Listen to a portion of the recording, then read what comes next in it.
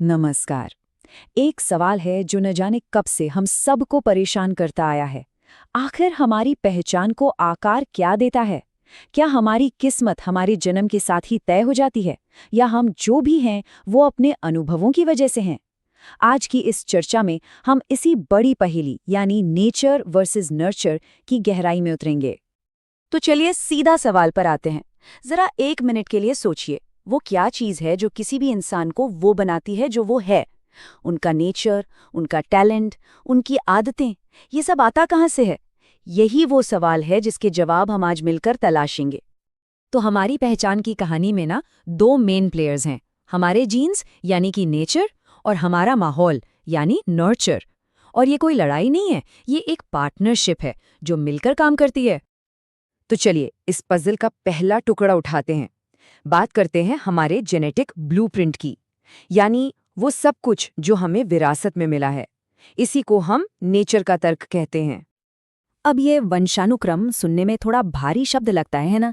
पर इसका मतलब सीधा सा है। ये वो सारे गुण हैं जो एक पीढ़ी से दूसरी पीढ़ी में जाते हैं।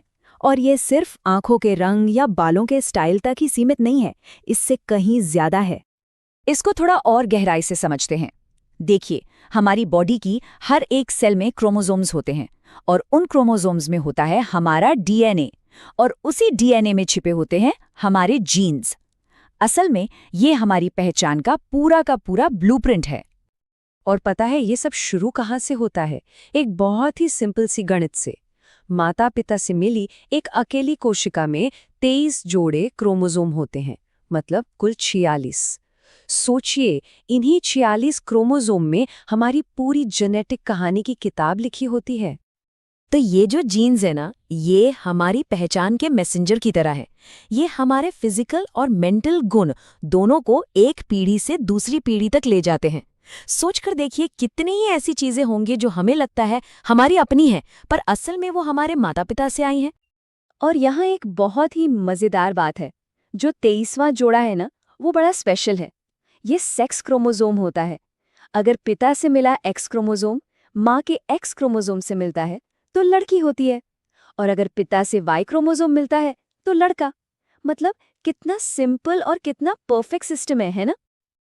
अच्छा, तो जेनेटिक्स की बात तो हो गई, पर कहानी यहीं खत्म नहीं होती। असल में ये तो सिर्फ आधा सच है। अब बात करते हैं उस दुनिया की जो इस ब्लूप्रिंट को असलियत में ढालती है, यानी परवरिश के तर्क की। जब हम पर्यावरण या एनवायरनमेंट कहते हैं तो हमारा मतलब सिर्फ पेड़ पौधों या मौसम से नहीं होता। साइकोलॉजी में इसका मतलब बहुत बड़ा है। ये वो सारे बाहरी प्रभाव हैं जो हमारी जिंदगी पर असर डालते हैं, मतलब गर्भ में आने से लेकर आखिरी सांस तक। ये एक लाइफ लॉन्ग प्रोसेस है। और ये असर कहाँ कहाँ से आता है? देखिए, हर जगह से। हमारा परिवार, हमारा स्कूल, हमारे दोस्त, हमारा पड़ोस, यहाँ तक कि जो हम मीडिया में देखते हैं वो सब, ये सब मिलकर हमारी सोच को, हमारे बर्ताव को तराशते हैं। तो ठीक है, अब हमारे पास दो चीजें हैं। एक है नेचर से मिला ब्लूप्रिंट और दूसरा है नर्चर से मिला माहौल। अब देखते हैं कि ये दोनों मिलकर जिंदगी के कैनवस पर रंग कैसे भरते हैं।